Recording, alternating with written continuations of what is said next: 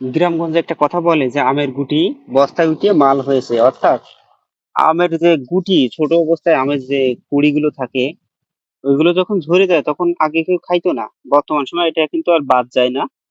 এগুলা বর্তমানে আচার বা বিভিন্ন ধরনের খাবার তৈরি করা হয়।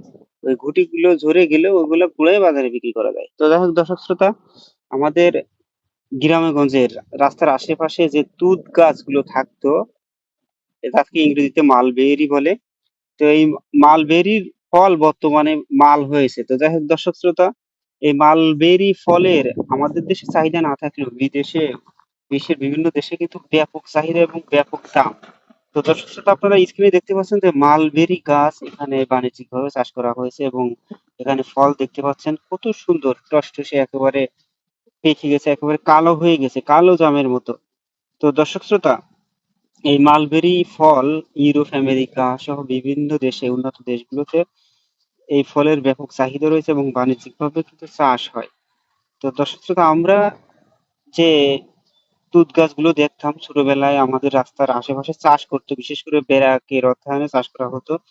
গুটি পোকা, রেশম পোকা নাম বা গুটি পোকা যে যা বলেন, এই পোকাগুলো পালন করার জন্য এগুলো তো মূলত চাষ করা হতো এবং এর পাতাগুলো ওই গুটি পোকাকে খাওয়ানো হতো। একসময় গুটি পোকা গুটি তৈরি করতে এবং তার থেকে সুতো তৈরি হতো, আর সুতো দিয়েই কিন্তু এই সুতাগুলো কিন্তু যারা এই পোকাগুলো দিত তারা নিয়ে যেত পরবর্তীতে কিনে কৃষকদের কাছ থেকে।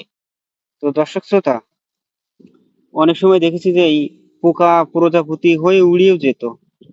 এক কথায় এই পোকাগুলো প্রজাপতির এই যে লার্ভা গুলো ছোট অবস্থায় নিয়ে আসা হতো এবং পাতা খাইয়ে খেয়ে এদেরকে বড় করে পরবর্তীতে এরা গুটি তৈরি করতো এবং সুতা বেঁচিয়ে এরা গুটি তৈরি করতো। আর এই সুতার এই যে গুটিগুলো, এগুলো পরবর্তীতে সেদ্ধ করে এ থেকে সুতা বের করে এই সুতাগুলো দিয়ে সম্ভবত বিভিন্ন ধরনের কাপড় চোপড় তৈরি করা হয়, দামি কাপড় চোপড় তৈরি করা হয়।